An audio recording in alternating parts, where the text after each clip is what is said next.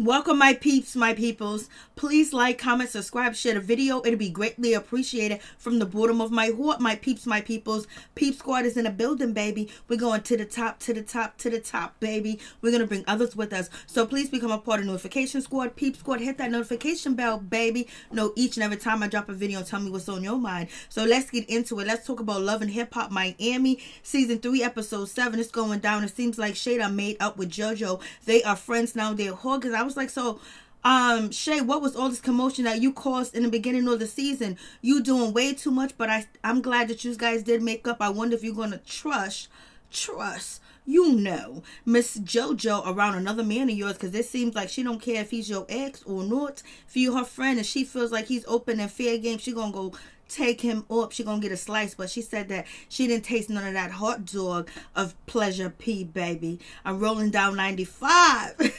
Lord have mercy, what's going on with this situation? So that is excellent. And then on top of that, we get Amada. You know, she got her friends back together, so now she can be eased in one part of her life. Then now she got to worry about her career. She did this big performance at Booth's Mobile, and she did such a good job, baby. She tore it up. She looked good in that orange. She was flexing. She can sing, stage presence, everything. Go girl. And her father was there too as well. He was like, baby, I didn't have my papers.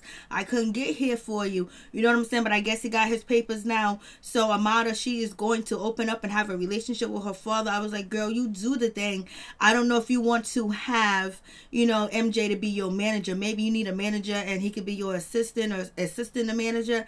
I don't know, but that is up to you, baby girl. And we see like Maryjanetv is not going to be cool with Hood Brat, Suki, and Millions, and K Million or whatever. So something's going down with that situation. Lord have mercy, we don't know. Trick Daddy ain't talking about, you know, his arrest. He ain't talking about his mugshot on TV. You know why? Because he's an OG, he's an old player, and therefore he ain't speaking to the police, and the police is the public, baby. He don't want to talk about it because he said anything that he can say could be used against him, and they be watching the show and they're going to take the information. So therefore he is going to zip up his lips, just like Chaotic had his situation too as well. You don't talk too much because you don't know when you're incriminating yourself or admitting to a crime, or basically you can just hurt your case, period, and get some type of sentence that you don't want.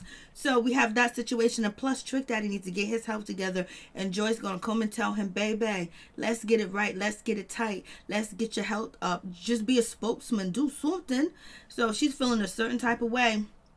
And Amada, you know, not having her father really hurt her, which has hurt many girls and many boys and girls. Not having your father around, sometimes you lack the love and, you know, the confidence that you need, because you think that something's missing from you because one of your parents abandoned you as a child. So therefore you be searching for that endless love, and sometimes you never find it, sometimes you do. So Amada has her father back, and she can find out, you know, what's the deal, and heal that relationship and heal her, because it's basically gonna give her peace, the answers to all her questions, even though she ain't gonna probably understand it at first, but she can build that because she wants to have love. And Joy right now, she's feeling a certain type of way. Joy hair is laid, baby. Makeup laid, earrings laid, necklace laid, shirt. Joy just be doing it for Love and Hip Hop Miami.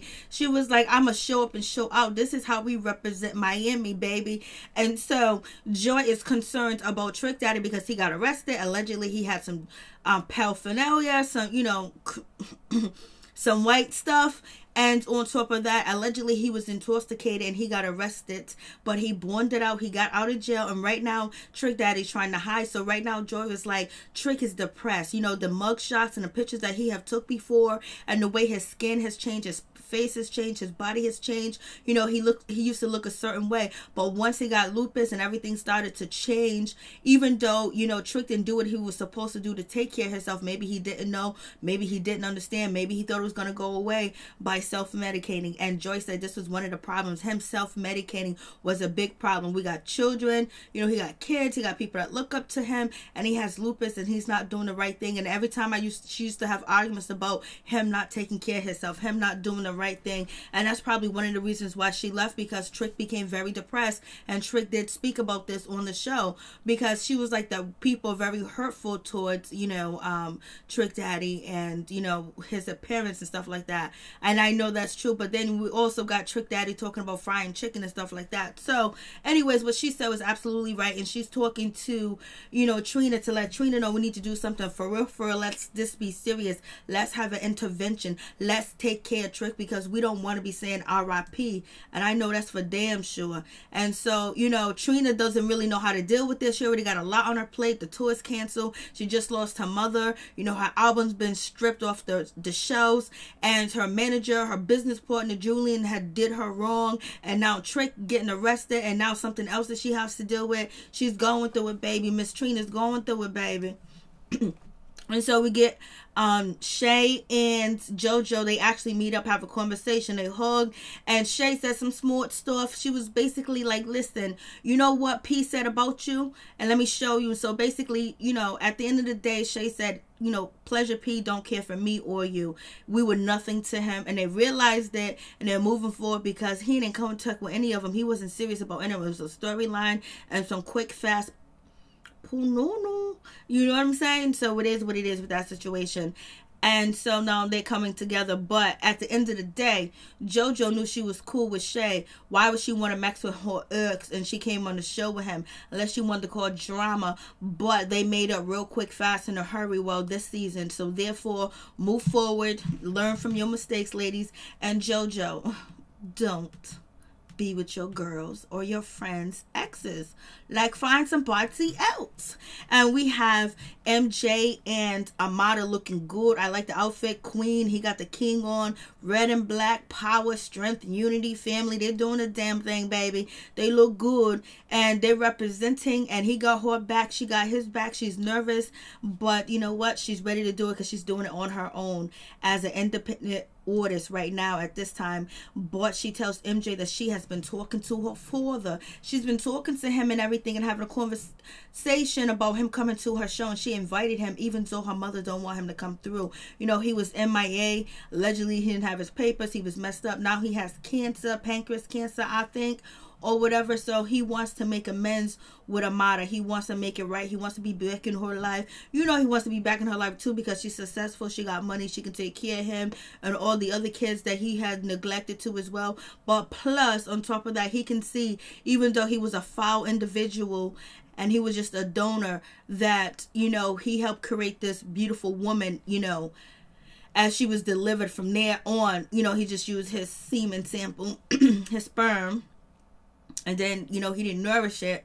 But to see what he created, even though we don't know what type of depression, what type of sickness, and whatever drama and problems he had going on back then. Because, you know, people got issues, for real, for real. And sometimes having kids make it better. Sometimes they make it worse. And sometimes people, you know, just mess up. And so Trick Daddy's basically telling the producers, hey, listen, let me tell you, I ain't talking about my case. Don't ask me about my case. I don't want to speak about my case. Don't bring it up, because you know they're gonna use this in a transcript. They're going to document everything I say and use it against me in court. So don't ask him about anything negative. And I ain't talking about it. I ain't incriminating myself, and I ain't playing. And he had to tell him a few times. And then we got, you know, Chameleon, Chameleons. And then we have, you know, Hood Brat, and basically they're thinking about doing their tour and what cities they're going to travel, where they're going to go. You know, it's a good idea. They can just start, you know, slow as touring their whole city, and then touring another city or wherever else. Find somebody to manage them. Maybe they can get J-Bug. They can get J-Bug from Love and Hip Hop, you know, New York. I mean, Hollywood. Maybe they can get him, because he be open for business. But other than that, don't let Rich Dollar come through, and don't let Cisco come through. You better run, baby. So they're meeting up at the board, chilling, drinking that Henny and Coke. And we have Sukihana. Basically, she's crying her heart out, because you know what? She works so much. It's so difficult for her, and she's just trying to provide for her family. And she just came in crying on one. Yeah, she started to cry. And basically, it's difficult working, because I don't know if there's a father at home or not, but she's away from her kids. And that's really a problem. That's really a situation for her, and just struggling and trying to make sure she never goes back to poverty or the hood or the ghetto because she don't want to raise her kids there because it's dangerous, it's not safe. Everybody that lives in a project or impoverished neighborhoods are not bad people. That's just really poor people that have brains, that have common sense, that have strength and power. They just don't have enough money to afford the city taxes, you know, and all this other kind of different things. And plus, some neighborhoods block them out too as well. So just because somebody lives in the hood doesn't mean that they're hood or they want to cause trouble or hurt people. And she doesn't want her kids to ever experience that. So the pressure is constantly on her. But as long as she's more fruitful with the world, with her music and the people that listen to and follow her, and she gives them really positive and good messages, and, you know, other than all the other stuff that she talks about, and clean it up a little bit, where I say clean it up a little bit, where she's more marketable all over the place. And that's about it. If she wants to continue her career and music and entertainment too as well. She does have a personality. She's just really rough around the edges, and she's been through some.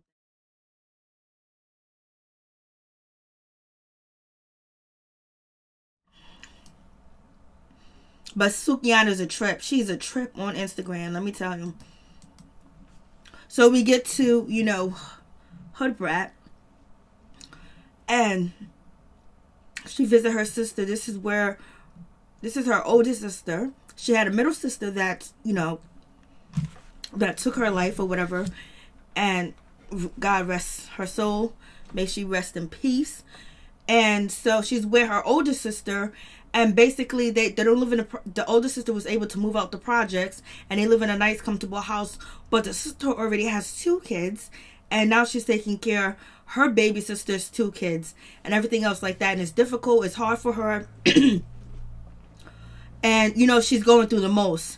And basically, she's asking Sukihana she's asking Hood Brat for help. Can you help me? I need more help. And and Hood Brat is like, I got 2. I'm just 1 step away. I got the money. I got this going on. I got all this other stuff. I need to do this, do that. You know, I got to stay in the studio. But that's not what the sister asked. And the sister said, I need you emotionally. I need you mentally. I need you to talk to the kids. I need you to be there for the kids.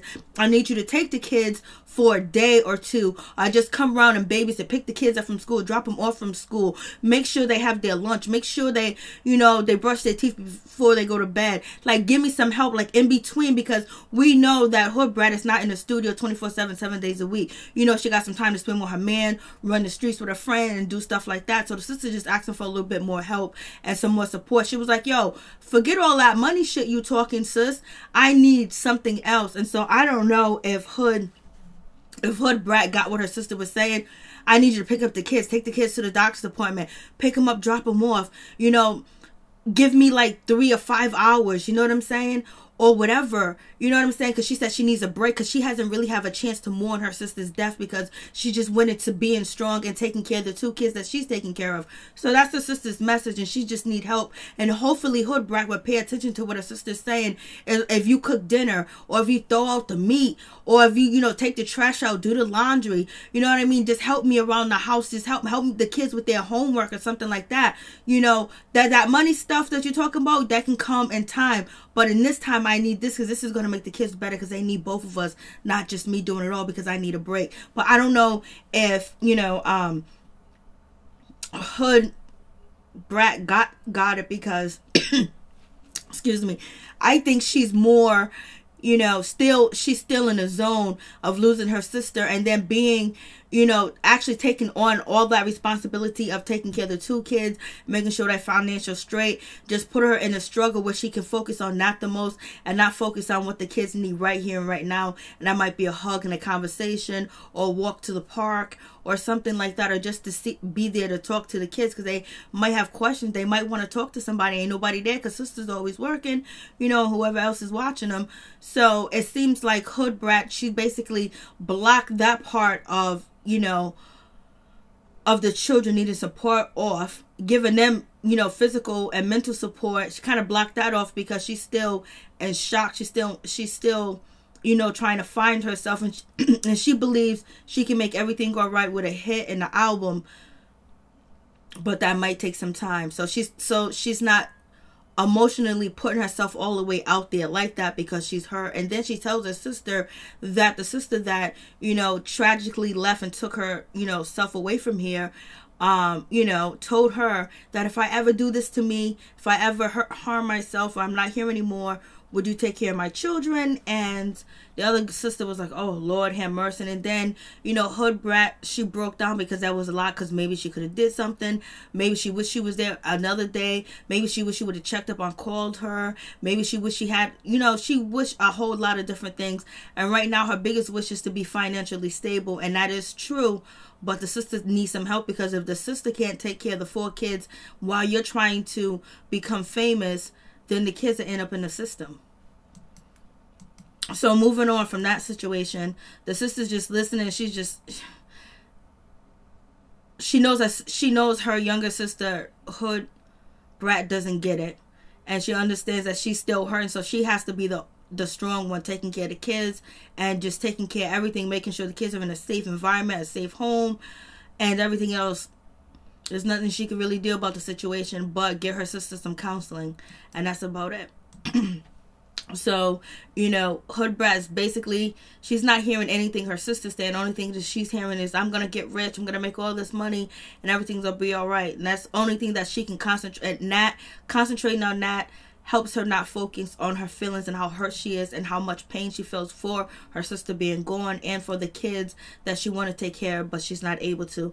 And then we have none other than Trina and Joy. They walk up in Trick Daddy's, you know, establishment, and and Trina's former employees like, you guys can't come in, you guys can't come in. Alvin's like, you guys can't come in, you guys can't come in, or whatever. Like, Trick is not seeing anybody, because Trick said he's just gonna stay in his restaurant and be quiet and just let have and let be, because right now he don't want nobody coming up in there. So Trina is basically saying, like, what's going on? You need to get this shit right. Blase and the third. You know, you need to work on this and that.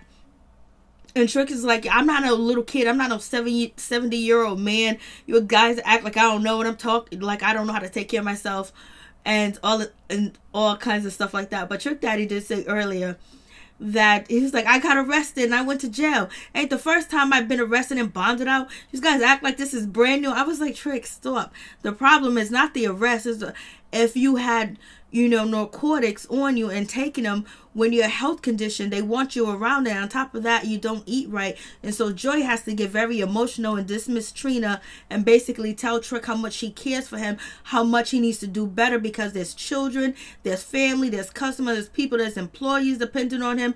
There's so many people depending on him. And then on top of that, you know, he could be a spokesman for lupus and everything. Like, you got to get it together. You got to get it right, man. You like, I'm not happy with this. You're hurting me. I care that you, and all this other stuff. So you got all that going on. And so Trick was like, you care for me? That's all he wanted to hear was some affection. She was like, yes. And she just broke it down to him plain and simple. You need to stop caring. You need to stop being so damn careless and take care of yourself. You know, basically Joy saying, if you wasn't so into destroying yourself, maybe we would have something. But you need to get the shit right, because we got a lot riding on everything. We still married, mother sucker. And so now we get to Amada's situation. Everybody shows up. JoJo's there. Shay's there. Amada's mother's there. Her father's there. And, you know, they're doing the damn thing, baby. And so they look good in that white. But before that, we get to Amada talking to her mother about her father. And basically the mama don't want to hear it. She's like, he's no good. He left you. He dismissed you. He didn't care. He told me to go get food stamps. He told me to get the state. He just disappeared. I told him you was here. And he just forgot about you and wanted nothing to do with you. You know, Miami, and all this other stuff. And basically, it's not fair. He don't deserve it.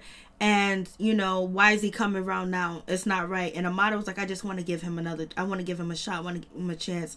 I'm inviting him to my show.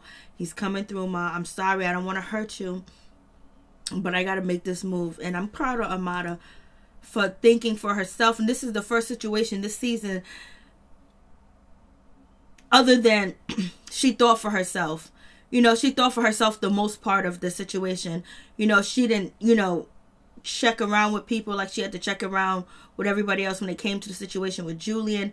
You know, she knew that she wanted to get to know her father and just ask him why. Now, Mata also talked about she believes that she has terrible relationships and bad relationships, and a lot of people do, especially if they have bad, you know, childhoods and a parent abandoned them, where they lack that love and they go searching for it and they go searching all the wrong places, and anybody can put on a show and fool them and it not be authentic, and then not feeling like you are lovable because your parents don't love me. And so Amada is facing you know, she's facing them feelings and everything that so many people face, from small children to middle age to teenagers to adults and everything else like that. Amada father, he shows up, he's in the rain, he's there, he got his paper, so he's in the building. Amada looks gorgeous, she got it going on. Let me tell you, that orange suits her, baby, suits her good. Shay and JoJo hugging and everything else like that. And then we have, you know, Daddy's out there in the rain because it rained, but Amada did good and she performed and he was out there waiting. Nobody else in the parking lot, and she did a good show. She talked to her father, and basically she just told him how she felt, that she felt abandoned, why he didn't come around. He said he didn't have his papers, he cared for her, he looked for her, the whole 9 yards. What else is he gonna say? And so Amada just talked about how she felt about her abandonment issue. So you guys tell me what you think. Peace. I'm out. Much love to all my peeps and my peoples.